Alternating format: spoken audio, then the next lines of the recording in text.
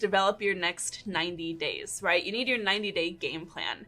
And the reason why this is so important is because once you set out your goals and you have this big picture of what you want to accomplish in a year or even 6 months or maybe 5 years, whatever you have going on, we start to shrink a little bit, and it can be very common to almost retreat from the occasion because you see these big, hairy, audacious goals and you think, oh my gosh, how on earth am I going to accomplish these huge milestones that I dream about? So what we want to do is actually just break them down into really manageable chunks.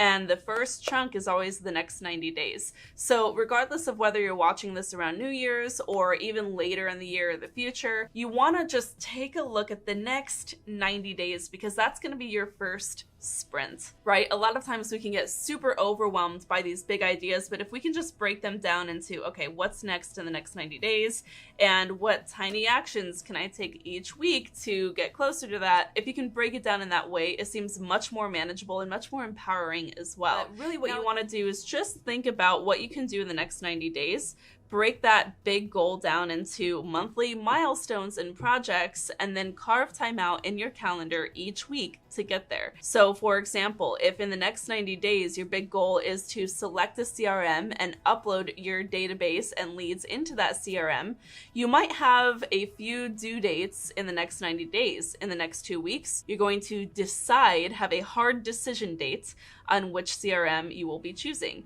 2 weeks after that, you want to decide how you are going to organize your database and leads. 2 weeks after that, you need to have your CSV file ready for uploading all of that data, and so on and so on. But you can actually get really, really clear on developing a game plan just by breaking it down into the little stepping stones to get there. Now, finally, the last step I have for you is turn your shoulds into musts. Now, as you are creating this game plan, as you're creating your tiny stepping stones of actions that lead you to big accomplishments, you have to make this personal, and you have to lean into those shoulds as musts. What that means is I don't want you to be thinking about, well, what I should do this year in order to close 10 million in volume is X, Y, and Z. I want you to become so personally involved with the plan to creating that goal and achieving that goal. I want that to become a absolute must, where you wake up every day with the drive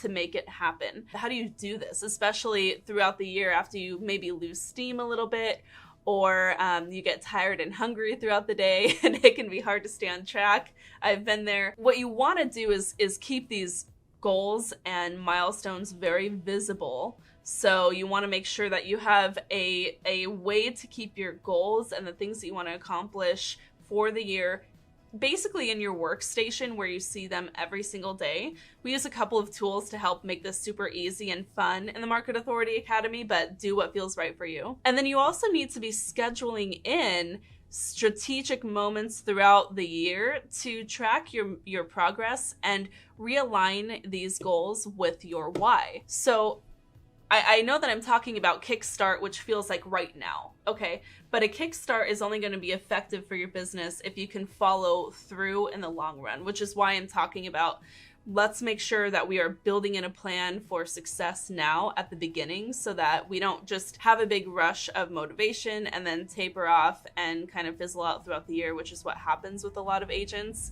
and business owners in general. So the way that you actually break this down into a system is, number one, take the goals that you've set, take your vision, and just take a moment to connect those with your why, which I mentioned earlier in this video. But really examine each milestone that you have in each goal and think about how that's going to benefit your life and who that's going to benefit in your life, right? And make that really personal. And then what you want to do is just literally, this is so easy, just set a calendar reminder in the next 30 days after that, and so on, to review your progress towards your goals, and then remember, maybe even revisit some of the journaling that you're doing around this about how those goals are going to impact your life and those you love. Because a lot of times we create a vision and we create goals for our business, but we don't really do the important work of connecting the dots into how that's going to create blessings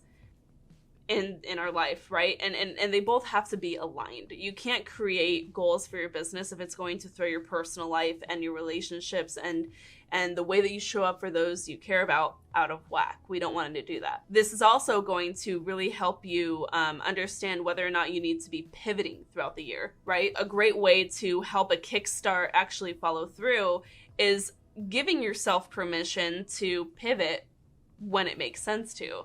So again, as you're going through this process, I just want to let you know that you might find in the spring or in the summer that you need to completely overhaul your goals because your vision for the year was actually needing to be changed a little bit for what you needed in that season of life. And that's okay too.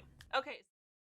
Thank you so much for watching this quick win series here on our YouTube channel. Of course, any resources or additional videos mentioned during this quick win are linked below in the caption, so check that out. And if you have not yet, be sure to hit subscribe to this channel and hit that bell notification icon to be notified every time we're dropping other quick wins just like this.